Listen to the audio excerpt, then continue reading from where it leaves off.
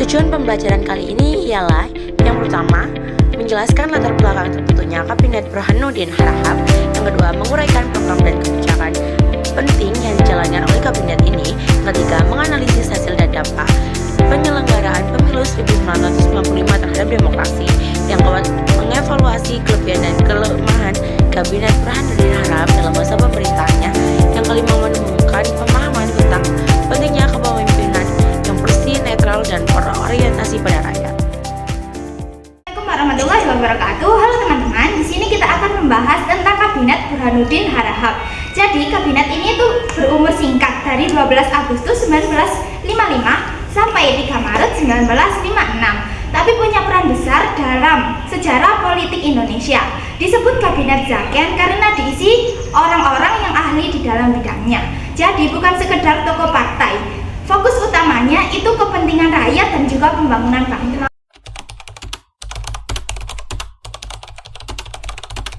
Kenapa kabinet ini dibentuk?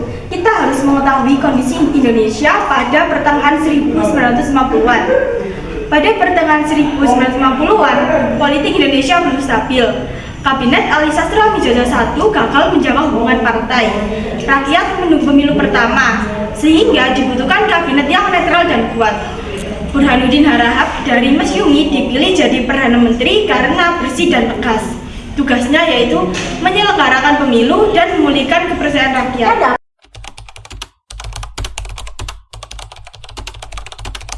Program dan kebijakan pada Kabinet Burhanuddin Harahap. Program utamanya adalah pemilu 1955 yang jujur dan demokratis. Kemudian program lainnya seperti mengatasi inflasi, mempersiapkan konstituante, dan membangun kepercayaan masyarakat.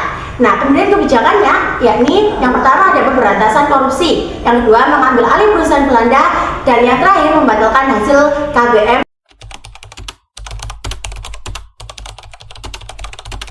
Ada hasil dan dampak pemilu pada tahun 1955. Pemilu pertama di Indonesia dilaksanakan pada tanggal 29 September yaitu pemilihan DPR dan 15 Desember yaitu pemilihan konstituante. Dengan partisipasi lebih dari 170 partai, antusiasme rakyat sangat tinggi dan 4 partai besar muncul yaitu PNI, Masyumi, NU, dan PKI. Serta ada dampak demokrasi yang semakin kuat, rakyat percaya pada pemerintah serta menunjukkan Indonesia mampu mengadakan pemilu demokratis. Namun pada masa pemerintahan singkat membuat program belum optimal dan kebijakan berani memicu ketegangan. Hanya bertahan 7 bulan, lalu digantikan Kabinet Ali II pada Maret 1956.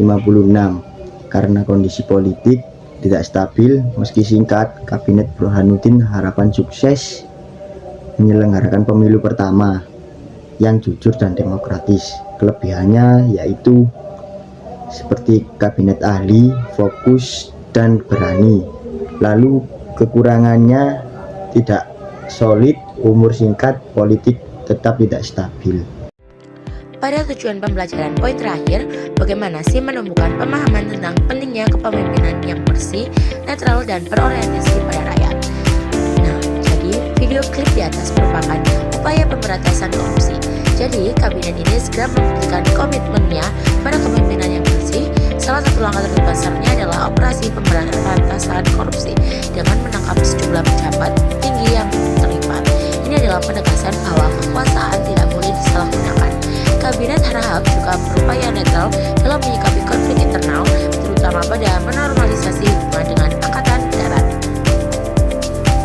Selanjutnya ada klip bersejarah pemilu 1955.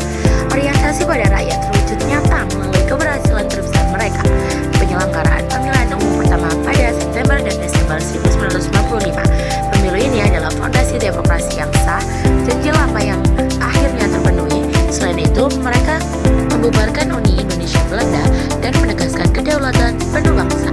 Singkat masa baktinya, Kabinet Burhanuddin Harahap meninggalkan warisan yang penting, bahwa kepemimpinan yang berani, bersih dari korupsi, netral dari kepentingan sempit, dan berorientasi pada pelaksanaan hak-hak rakyat seperti pemilu adalah kunci untuk membangun wibawa dan masa depan.